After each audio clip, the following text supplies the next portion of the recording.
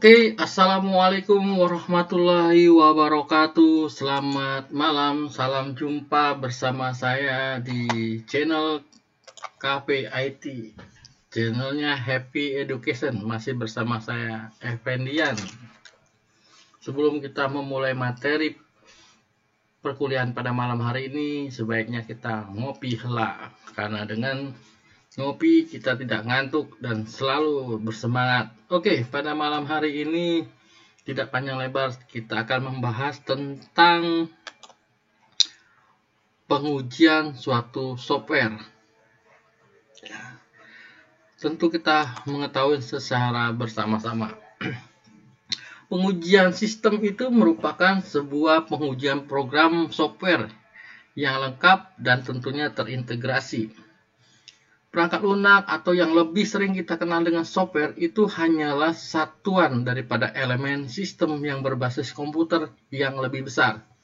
Biasanya perangkat lunak itu dihubungkan dengan perangkat lunak dan perangkat keras lainnya. Nah, dalam hal ini pengujian terhadap perangkat lunak dapat dibedakan menjadi dua, yaitu pertama adalah black box dan yang kedua adalah white box. Sebelum kita membahas tentang white box, pada malam hari ini kita akan membahas tentang yang namanya pengujian software menggunakan black box.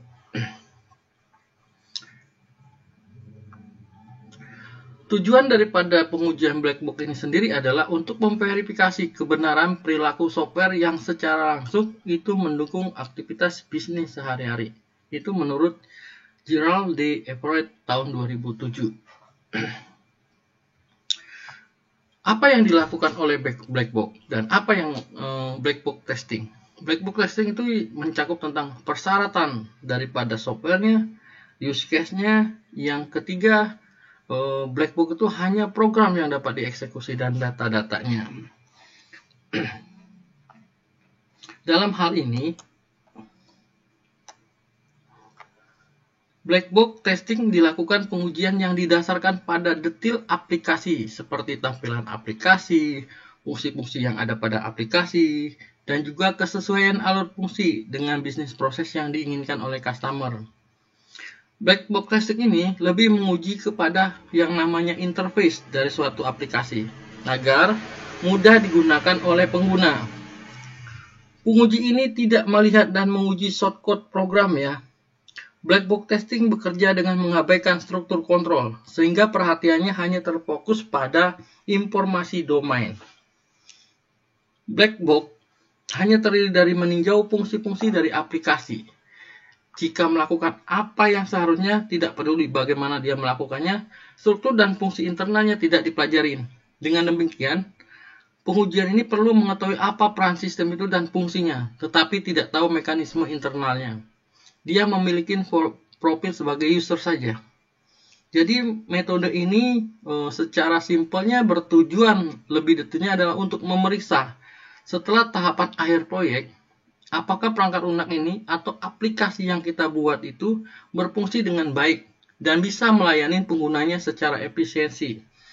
Biasanya penguji mencari fungsi yang hilang atau yang salah, seperti antarmukanya, kinerja, inisialisasi program, dan juga kesalahan keluaran, struktur data, ataupun kesalahan akses basis eksternal.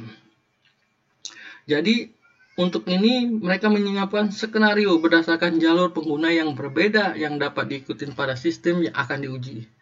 Semua fungsi harus diperhitungkan agar semuanya telah diuji pada akhir operasi.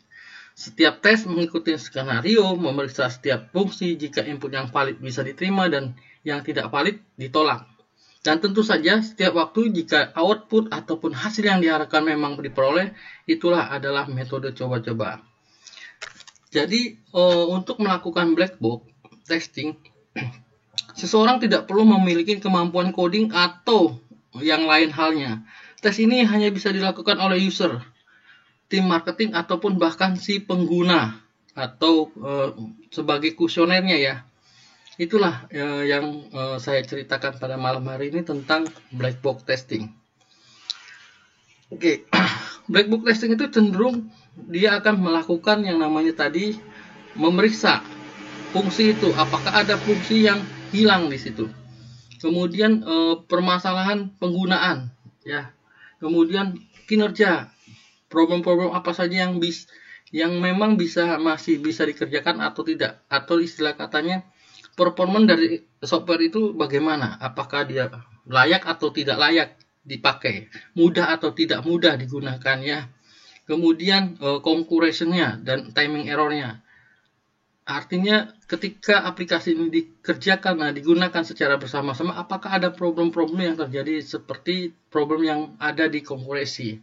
Kemudian bagaimana problem ini berjalan, dia mau menemukan jenis error seperti inisialisasi, artinya awal pada saat menggunakan ataupun adakah terminasi yang error pada saat itu, dan lain sebagainya.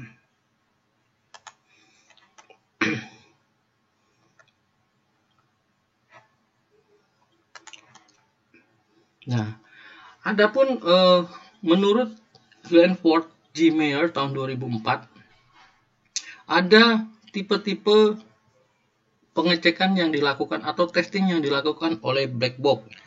Yang pertama kita kenal dengan equivalent partitioning. Yang kedua cause effect graphic. Tiga boundary value analysis, dan yang keempat adalah error guessing. Walaupun ini ada yang lainnya, tapi ini yang umum tipe-tipe black box testing yang digunakan.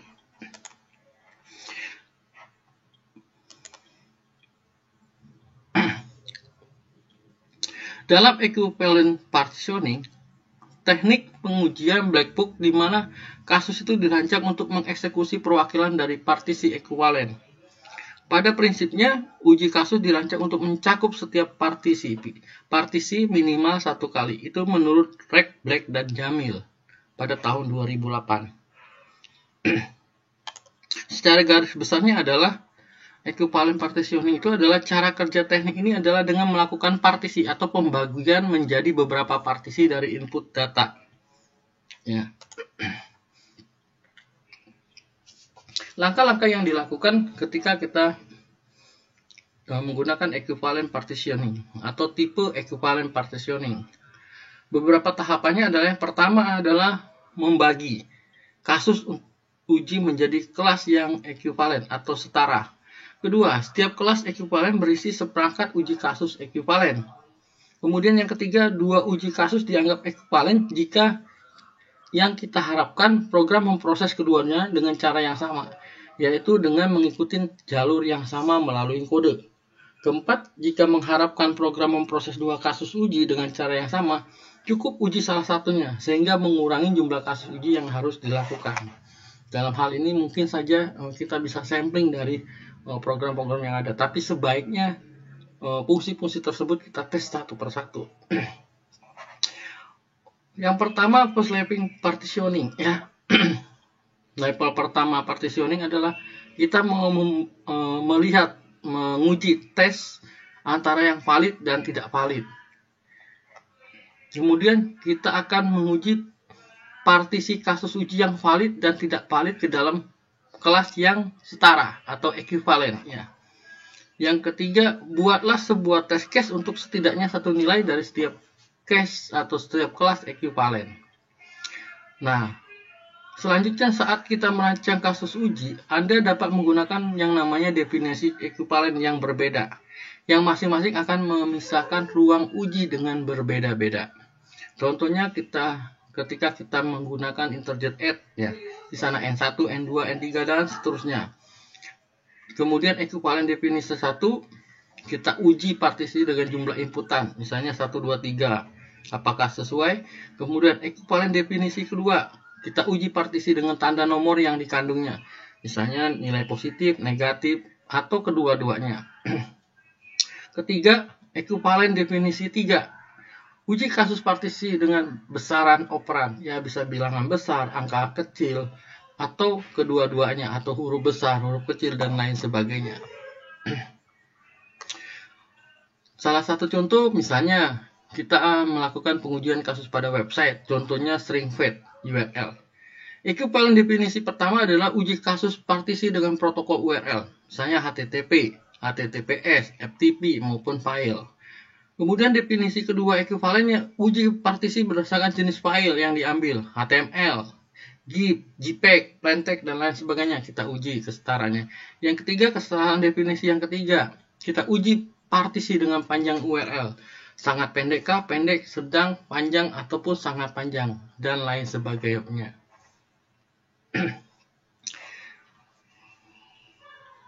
Bisa saja kita misalnya melakukan testing pada bilangan integer n seperti di bawah ini, di mana n adalah lebih besar atau sama dengan minus 99, lebih kecil atau sama dengan 99. Kita tes ekuivalen kelasnya, apakah ini valid atau tidak valid misalnya.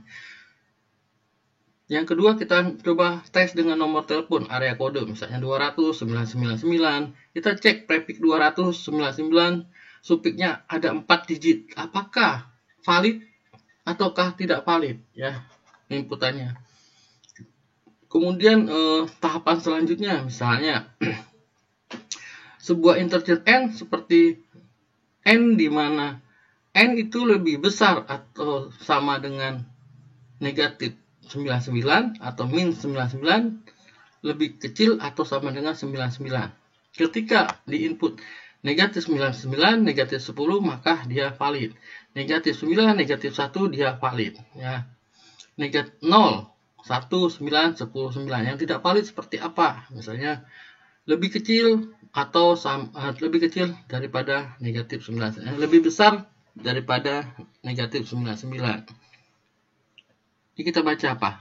Lebih kecil negatif 99 dan lebih besar dari 99 gitu ya. Misalnya kemudian nomor telepon.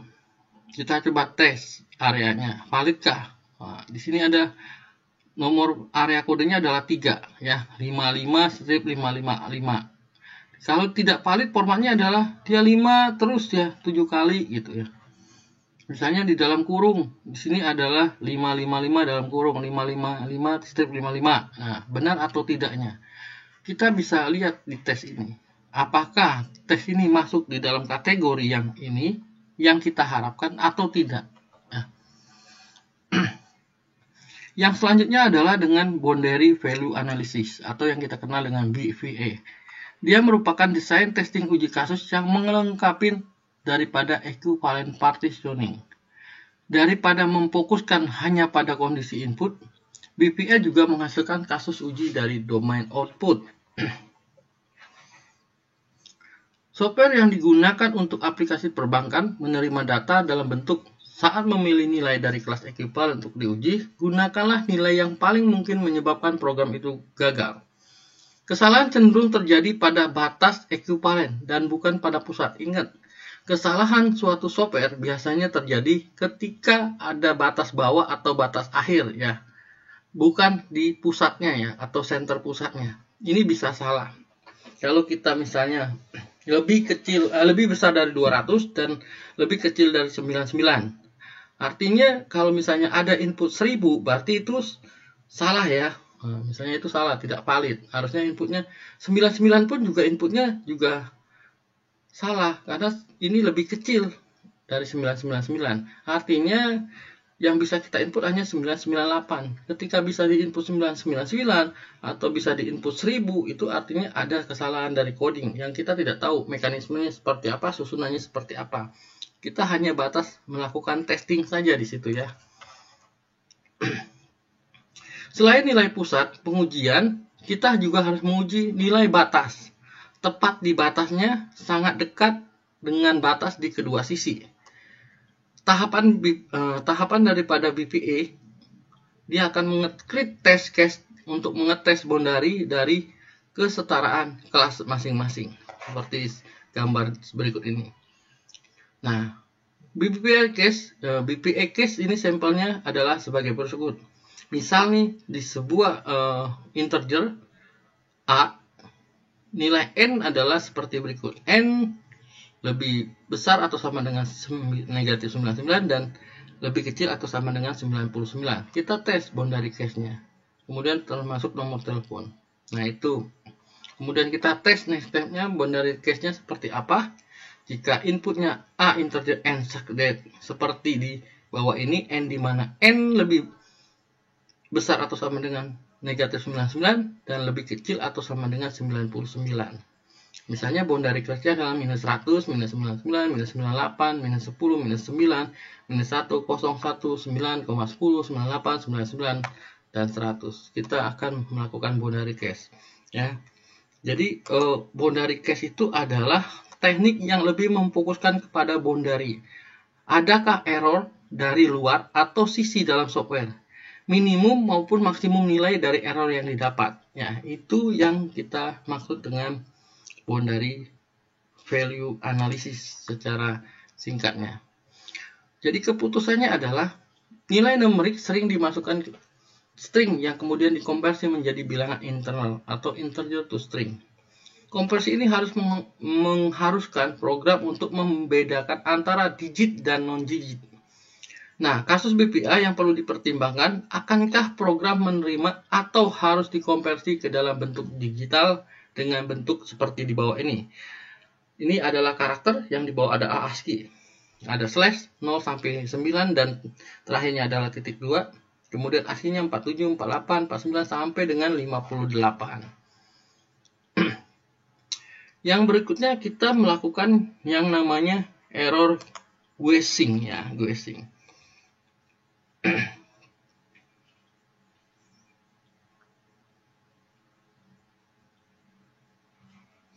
Error guessing ini adalah teknik uji kasus desain yang bisa disebut mendeteksi atau menebak daripada kesalahan. Latar belakang dari error guessing ini adalah pengalaman dalam melakukan testing. Yang kedua adalah intuisi atau istilah untuk kemampuan memahami sesuatu tanpa melalui penalaran rasional dan intelektualitas. Hal yang didapat nantinya adalah kesalahan tertentu atau yang biasa terjadi atau yang tak terduga. Yang berikutnya adalah dokumentasi hasil daripada kesalahan. Ya. Jadi basic idea tekniknya, apakah program menerima input kosong sebagai jawaban? Yang kedua, dua data memiliki inputan yang sama, bagaimana respon sistem? Bagaimana memprediksi kemungkinan kesalahan input pada data? Nah, contohnya adalah sebagai berikut. Ketika kita menguji menggunakan black box testing dengan equivalent, yang pertama kita misalnya contohnya kode area yang tadi saya jelaskan di awal, kita lebih simple untuk menalarnya. Kode area, kondisi input misalnya boolean. Kode area mungkin ada atau tidak kondisi input. Ring, batasan nilai ditentukan antara 200 dan 99. Kemudian prefixnya, kondisi input ring lebih besar dari 200 atau tidak diawali 0 atau 1. Di suffixnya, kondisi inputnya nilainya 4 digit. Kemudian passwordnya, kondisi inputnya boolean. Password mungkin diperlukan atau tidak kondisi input dengan 6 karakter string. Dan perintahnya, kondisi input set berisi perintah-perintah yang telah didefinisikan. Ini yang lebih simpelnya. Nah, bagaimana kita membuat tabel pengujiannya? Jadi, ketika ada software, kita harus biasanya pertama kali kalau kita menemukan software adalah login. Login itu biasanya ada yang namanya username dan password. Nah, kita bikin tabel pengujiannya. Kemudian tabel pengujiannya kita udah buat. Di sini ada nomor, ada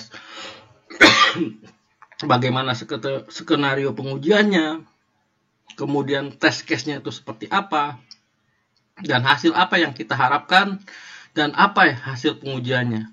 Sesuai harapankah atau tidak, dan kesimpulannya valid atau tidak. Misal nomor 1, ada username, ada password. Jadi username dan password kita kosongin, jangan kita isi. Biasanya di login ada tombol masuk. Jadi username, password jangan kita kasih nilai apapun, kosongin, blank. Ketika kita masuk, ya seperti ini ya, nama kosong, kata sandi kosong. Ketika kita masuk dengan menekan tombol enter misalnya atau tombol masuk, apakah sistem akan menolak akses login dan menampilkan pesan? Ya, misalnya mohon isi dulu nama admin dan kata sandi. Artinya itu sesuai apa yang diharapkan oleh kita sebagai pembuat software misalnya. Dan ini valid. Jadi tidak mungkin username, password tidak diisi. Kalau tidak diisi artinya pasti tidak akan bisa masuk ke menu berikutnya. Apabila masuk ke menu berikutnya itu berarti tidak valid ya. Yang kedua kita coba tes dengan mengisi namanya aja, nama username saja tanpa mengisi kata sandi atau password. Kita lakukan masuk di sana. Ya. Misal contohnya namanya kita tulis username adalah admin, kata sandinya kosong. Nah, kita mau tes sistem apakah akan menolak akses login tersebut atau dengan memberikan pesanan seperti ini misalnya. Mohon isi dulu salah satu data yang masih kosong. Artinya ini sesuai harapan dan valid. Apabila kata sandinya tidak diisi, hanya username saja tapi bisa login, artinya ini tidak valid. Ya. Seharusnya dia tidak bisa masuk. Kalau dia bisa masuk itu berarti tidak valid. Yang ketiga, di tabel pengujian yang sama saat login, kita hanya mengisi kata sandi. Kita coba mengisi kata sandinya saja, tapi username-nya tidak kita isi. Misalnya nama, kita kosongin, username-nya kita kosongin, tapi password-nya kita isi. Misalnya password-nya adalah 4567 atau 23417 misalnya. Kita coba masukin. Apakah sistem itu akan menolak login dan menampilkan pesan yang telah dibuat oleh si software? Misalnya, mohon isi dulu salah satu data yang masih kosong. Artinya kan, jika username-nya kosong atau kata sandinya kosong, salah satu, maka si software ini tidak bisa masuk ke menu berikutnya. Atau kedua-duanya tidak diisi.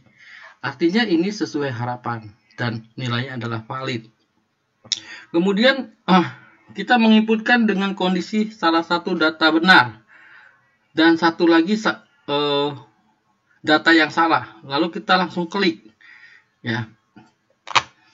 Apakah sistem itu akan menolak akses login? Ya. Jadi kalau misalnya kita membuat username sama passwordnya benar, kita login masuk, apakah dia bisa masuk? Kalau dia bisa masuk berarti valid. Tapi ketika kita salah mengisi password atau kita salah mengisi username, apakah si sistem itu atau aplikasi itu bisa masuk? Kalau dia bisa masuk, artinya itu tidak valid, ya, tidak sesuai dengan apa yang diharapkan. Artinya ketika mau login, antara username dan passwordnya harus benar-benar benar, ya. Kemudian kita mencoba menginputkan sintak SQL. Injection pada kedua data login, lalu kita mengklik tombol masuk, misalnya nama, ya, kita buat tanda kutip or-nya adalah tanda kutip atas i, terus tanda kutip ya digandeng tanda kutip diapit, kemudian kata sandinya adalah tanda kutip or atau i ya, i tanda kutip atas diapit sama dengan i. Apakah sistem akan menolak akses login dan menampilkan pesan nama pengguna atau kata sandi salah? Silakan coba isi ulang. Isi lagi, ulangin dengan data yang benar. Itu berarti sesuai harapan, ya. Kalau dia menolak dengan sintak SQL ini, berarti data ini adalah valid. Nah, inilah cara pengujian black box. Ya. Jadi ketika kita mau melakukan bahwasanya aplikasi itu bisa digunakan atau tidak, kita yang dilakukan oleh black box yaitu dia lebih arahnya mengetes fungsi masing-masing fungsi tersebut, apakah bisa difungsikan dengan baik, apakah bisa terintegrasi dengan baik. Itu yang dilakukan oleh black box testing, ya. Jadi ketika sudah masuk ke menu login, username-nya benar, password-nya benar, kita tekan masuk, ternyata kedua username atau password yang kita masukkan benar, maka kita bisa pindah ke halaman berikutnya. Nah, di halaman berikutnya kita mau ngapain di sana? Ada aplikasi apa, ada menu apa saja di dalamnya. Misalnya ada menu out keluar dari aplikasi. Kita tes apakah benar software itu keluar ya. Kalau dia keluar berarti benar. Coba kita tes lagi, misalnya di software ada aplikasi menu transaksi misalnya. Kita coba transaksinya. Misalnya kita beli di transaksinya itu adalah beli makanan misalnya. Kita coba ketikkan nama makanannya. Nah, harganya, apakah harganya itu di dalam program itu sudah ditentukan secara otomatis keluar kalau harga dasarnya sekian. Apakah dia keluar dengan harga dasar tersebut sesuai dengan use case ya, sesuai dengan desain yang dibuat. Kalau dia keluar berarti valid ya. Kemudian ketika itu dijumlahkan, misalnya kita beli 20 ya. Terus apakah sisa stok misalnya berkurang atau tidak? Itu kita tes bisa atau tidaknya ya. Kemudian penjumlahan, pengembalian nominal dan lain sebagainya, kita tes semua program itu satu persatu fungsinya benar atau tidaknya. Apakah ada terjadi debug atau tidaknya. Nah, itulah yang dinamakan fungsi daripada pengujian black box. Mungkin sampai di sini teman-teman sudah mengerti dan paham tentang apa itu black box dan apa sih keuntungan dari black box testing. Nah, pengujian black box testing ini keuntungannya adalah atau manfaatnya adalah penguji tidak perlu memiliki pengetahuan tentang bahasa pemrograman tertentu pastinya. Yang kedua, pengujian yang dilakukan berdasarkan sudut pandang daripada user agar dapat mengungkapkan konsistensi atau ambiguitas dalam spesifikasi. Ketiga, programmer dan tester memiliki ketergantungan satu sama lain. Efisiensi, ya, efisien untuk segmen kode besar. Kemudian akses kode tidak diperlukan. Pemisahan antar perspektif pengguna dan pengembang, gitu ya. Namun ada kekurangan ataupun kelemahan dari black box testing. Yang pertama adalah black box testing ini uji kasusnya sulit didesain tanpa spesifikasi yang jelas. Kedua, kemungkinan memiliki pengulangan tes yang sudah dilakukan oleh programmer lainnya. Kemudian beberapa bagian back-end tidak diuji sama sekali, ya.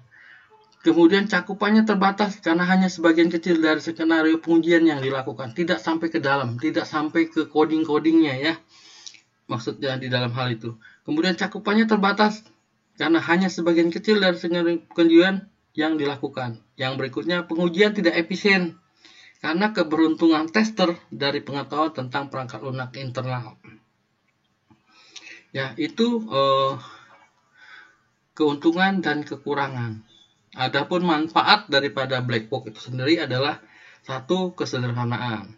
Jadi kita sudah lihat tabelnya juga sangat sederhana ya. Dan ini bisa dilakukan oleh pengguna, kemudian bisa dilakukan oleh tester ataupun orang awam ya.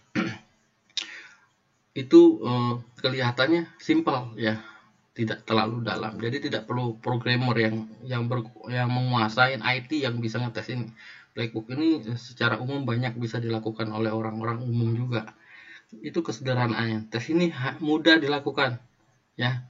Karena seseorang berfokus pada input dan output ya. Kita masukkan apakah dia keluar datanya. Kita masukkan ini apakah keluar. Kita masukkan ini apakah keluar. Misalnya kita mau masuk menu aktivitas penjualan, apakah bisa masuk? Oke, bisa masuk outputnya gitu ya. Misalnya kita masukin username, password dengan benar. Ketika kita masuk, apakah bisa masuk? Oh, bisa masuk gitu. Jadi penguji juga tidak perlu tahu bagaimana sistem itu bekerja secara internal atau kode sumbernya. Itu yang dibilang kesederhanaan yang tidak dapat diakses. Dengan demikian metode ini juga tidak mengganggu ya. Kedua adalah kejelasannya. Waktu persiapan tes ini sangat singkat karena sedikit pengetahuan tentang sistem yang dibutuhkan. Membuat dan menguji skenario membutuhkan sedikit waktu. Jadi waktunya tidak terlalu lama karena dia hanya mengikuti jalur pengguna saja yang relatif lebih sedikit. Jadi tapi tergantung dengan ukuran aplikasi atau sistem yang dibuat. Kalau dia punya menu-menu yang banyak ya waktunya juga lumayan banyak juga ya. Yang berikutnya adalah ketidakberpihakan. Maksudnya di sini adalah dia mengikuti sudut pandang pengguna dan bukan dia melakukan tes pada sudut si pengembang atau developer. Hasil pengujiannya netral, sistem berfungsi baik atau tidak ada kemungkinan konsistensi seperti penggunaan satu proses daripada yang lain tergantung pada pendapat pengembang yang lainnya. Itu manfaat daripada black box testing. Nah, untuk itu kita sudah banyak mengetahui apa itu manfaat dan apa itu kelemahannya atau kelebihan daripada black box testing, apa yang dilakukan oleh black box testing, dan pengujian software dengan menggunakan black box testing bagi saya adalah sesuatu yang sangat simpel dan sangat mudah untuk dilakukan oleh kita. Nah, itu saja pertemuan kita kali ini tentang black box testing software. Jadi ketika kita mau menguji software dengan software yang dengan penguji yang sederhana seperti black box, kita lakukan dengan sebaik-baik mungkin sehingga software yang kita buat, aplikasi yang kita buat itu memang benar-benar sudah dites dan sudah layak untuk bisa digunakan oleh kita bersama. Oke, demikianlah pertemuan kita pada malam hari ini tentang pengujian software dengan menggunakan black box. Dan berikutnya kita akan menjelaskan pengujian software dengan menggunakan white box. Ya, oke. Kita ketemu lagi di pertemuan berikutnya. Terima kasih atas perhatian dan kerjasamanya. Wabillahi taufiq wal hidayah. Wassalamualaikum warahmatullahi wabarakatuh. Selamat malam. Sampai jumpa lagi di KPI Channel IT. Bersama saya Ependian. Salam. Give 'em prayer hands, say what's up America. I think you should know me right